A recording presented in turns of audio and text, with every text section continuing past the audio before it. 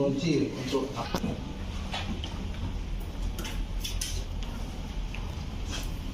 Wajar mungkin.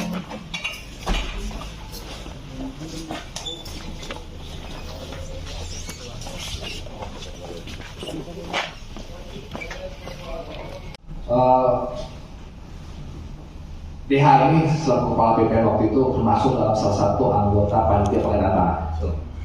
Jadi yang bersangkutan juga sebagai kepala BPN harusnya selain sebagai anggota tim pengadaan tanah, tapi juga sebagai pihak yang paling mengetahui atau pihak yang harus memberikan masukan atau lebih mengetahui tentang masalah pertanahan.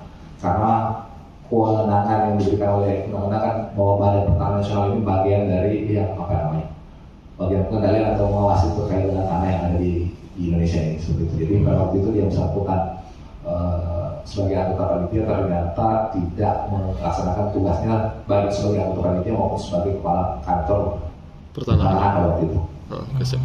Ada kemungkinan terlibat pelaku lain, tersangka lain, di sini? Tidak, begini. Berdasarkan fakta yang setelah ada sekarang ini, itulah yang sudah ditetapkan tersangka orang tersebut.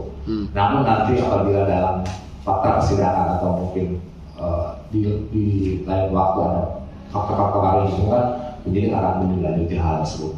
Oke, siap, Pak. Pertama terkait perhitungan KJP, kemarin teman-teman sudah menyaksikan bersama bagaimana KJP melakukan penilaian, baik itu melakukan survei maupun melakukan perbandingan harga dengan dokumen-dokumen yang ada di Kabupaten Sleman. Nah, terkait dengan peran jasa, saya tambahkan sedikit bahwasanya jasa selain anggota DH, selain selaku sebagai kepala BPN, dia juga sebagai ketua tim penafsir harga. Dan faktanya memang berita acaranya ada, tapi perbuatan pelaksanaan tidak pernah dilaksanakan. Itu sedikit. Berdasarkan dokumen yang ada, kami hanya melakukan penelitian terkait dengan yang berkaitan dengan proses tukar guling dan perolehan hak lainnya yang berkaitan dengan proses tukar guling, ada pemberian hak dan segala macamnya. Yang berkaitan dengan di luar itu atau di luar 19 hektar yang selama oleh Pak terjadi, kita tidak melakukan penelitian. Oke, siap.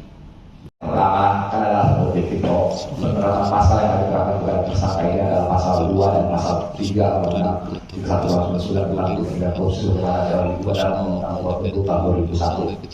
Ancaman hukumannya itu di atas 5 tahun. Itu alasan untuk kita untuk melakukan penahanan. Ada alasan subjektif yang lain, kami khawatirkan para tersangka ini mengulangi perbuatan, menghilangkan barang bukti atau nanti melarikan diri atau tidak kooperatif dengan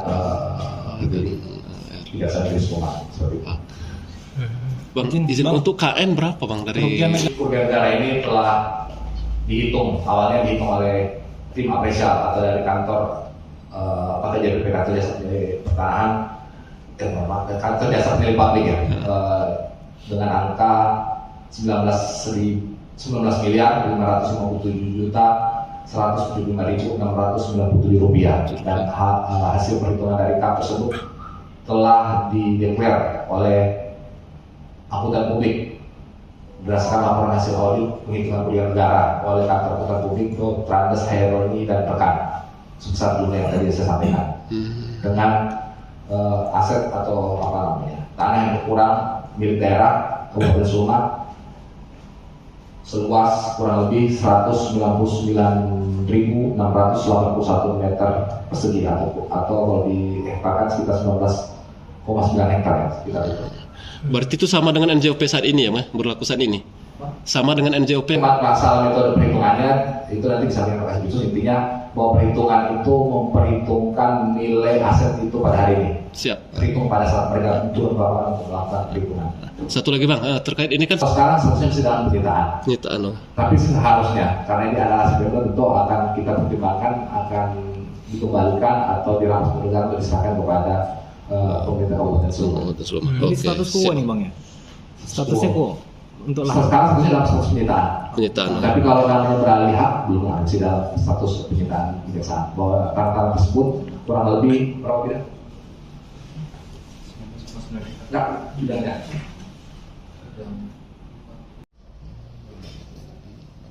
ME pada waktu itu selaku Bupati Kabupaten Suma periode 2005 sampai dengan tahun 2010. Kemudian tersangka kedua MK selaku Sekretaris Daerah Kabupaten Suma periode 2003 sampai dengan 2011. Kemudian AA selaku Ketua DPRD Kabupaten Suma periode 2004-2009 dan BH selaku Kepala Badan Pertanahan Kabupaten Suma periode 2006 sampai dengan tahun 2012.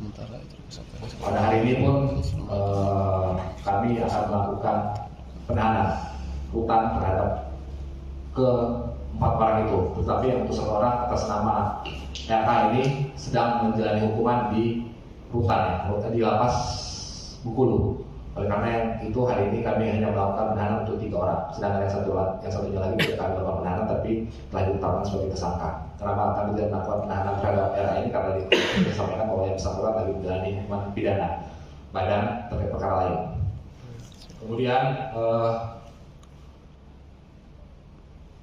kami juga berusaha nanti dalam perkara ini mempercepat perkara ini untuk segera dilimpahkan ke persidangan ke PN Tipikor Bengkulu untuk disidangkan. Mudah-mudahan putusan atau mulai nanti persidangan itu bisa ada keadilan atau rasa keadilan yang bisa diharapkan oleh masyarakat.